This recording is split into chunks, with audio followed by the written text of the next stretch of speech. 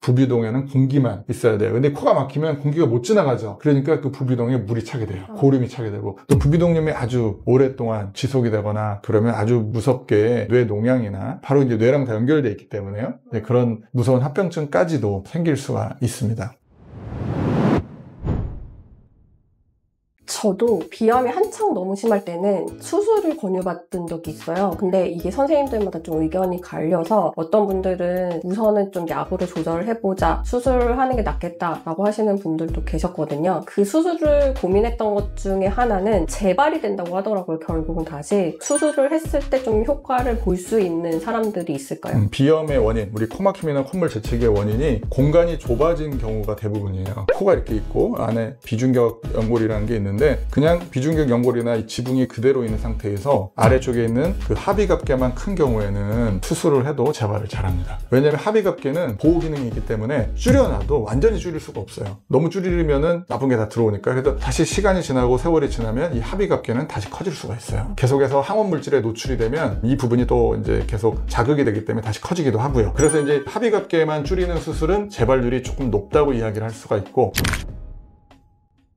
반면에 이 안쪽에 보면은 이렇게 그 연골이 있어요. 이게 뼈고 이 연골인데, 이 코를 가르는 그 비중격이라는 연골인데, 이 연골이 이렇게 중앙에 있어야 되는데 한쪽으로 완전 치우쳐 가지고 있는 경우에, 그러면 그 좁은 쪽이 생기겠죠. 그럼 그 좁은 쪽은 하비갑계가 조금만 부어도 다 막혀버릴 수가 있습니다. 그런 경우에 수술을 하면 굉장히 효과를 볼 수가 있습니다. 왜냐하면 이 비중격 망곡증은 수술만 제대로 해주면 다시 재발되지 않는 수술이거든요. 근데 이 비중격 망곡증이 재발하는 이유는, 서양인들은 실제로 연골 구조를 보면 아래쪽부터 이렇게 피라미드처럼 튼튼하게 돼 있어요. 반면에 동양인들은 하부가 약합니다. 지지가 약한 채로 올라가 있습니다. 그래서 동양인들은 아래가 약하니까 한쪽으로 이렇게, 집이 있는데 아래가 약하면 한쪽으로 기울겠죠? 한쪽으로 약간 기울어 있는 경우가 많죠. 그래서 요즘에는 비중격 망곡증 수술을 할 때 이 비중격이 약한 부분을 튼튼하게 밑에서 보완을 해줍니다.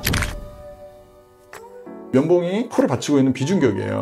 근데 이 아래쪽이 약하면 면봉은 이렇게 휘어집니다. 그래서 요즘 수술 방법은 이걸 핀 다음에 이 약해진 부분을 이렇게 보강을 해줍니다. 그럼 더 좁아지는 거 아니에요? 원래보다 이쪽이 너무 약하기 때문에, 여기 지금 CT 사진을 화면에서 보시면 동양인들은 그 부분이 너무 약해요. 그래서 거기가 정상적인 두께로, 서양인의 두께로 바꿔주는 거죠. 그리고 연골 자체가 막 두꺼운 게 아니라 약한 부분만 보완할 수 있게 여기다 연골을 이렇게 딱 보완을 해주면 이 부분이 튼튼해지면서 이 비중격 자체가 무너지지가 않고 죽을 때까지 쓸 수가 있습니다. 그래서 재발하지 않고 효과를 볼 수 있는 거는, 비중격으로 인해서 비염이 유발된 그런 비염은 수술하면 좋아질 거고, 그냥 단순하게 하비갑계가 커서 있는 그 비염 같은 경우에는 재발 가능성이 조금 더 높다, 하지만 좋아진다, 이렇게 생각을 하시면 되겠습니다.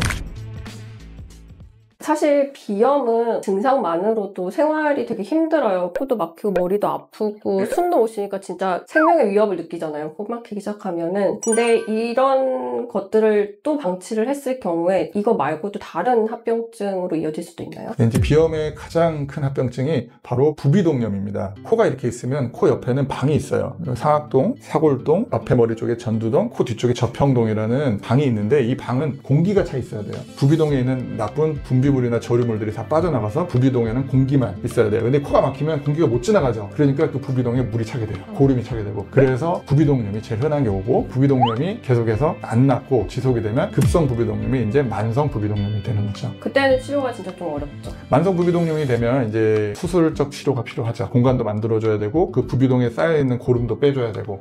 그래서 이제 부비동염이 잘 생기시는 분들은, 단순하게 비염하고 망곡증만 있어서 생긴 분들은 수술적으로 치료 한 번만 하면 거의 다 완치가 되고요. 근데 이제 부비동염 환자분들을 보면 코 안에 물혹을 막 만들어요. 그래서 그게 혹이 생기니까 또 숨을 못 쉬어요. 물혹이 생기시는 분들은 정기적으로 한 달 간격으로 저희는 이제 내시경 검사를 하라고 설명을 해드리고, 부비동 안쪽에 물혹이 재발돼 있으면 다시 수술하는 게 아니라 초기에는 약물 치료로 그 물혹을 없앨 수가 있습니다. 또 부비동염이 아주 오랫동안 지속이 되거나 그러면 아주 무섭게 뇌농양이나 바로 이제 뇌랑 다 연결돼 있기 때문에요. 그런 무서운 합병증까지도 생길 수가 있습니다. 빨리 치료해야겠네요. 대한민국 같은 경우는 병원들이 워낙 많아서 조금만 이상하면 다 병원에 가시기 때문에 다 항생제를 먹어서 부비동염이나 중이염 환자가 거의 없어요. 네, 여기까지 할게요. 감사합니다, 원장님.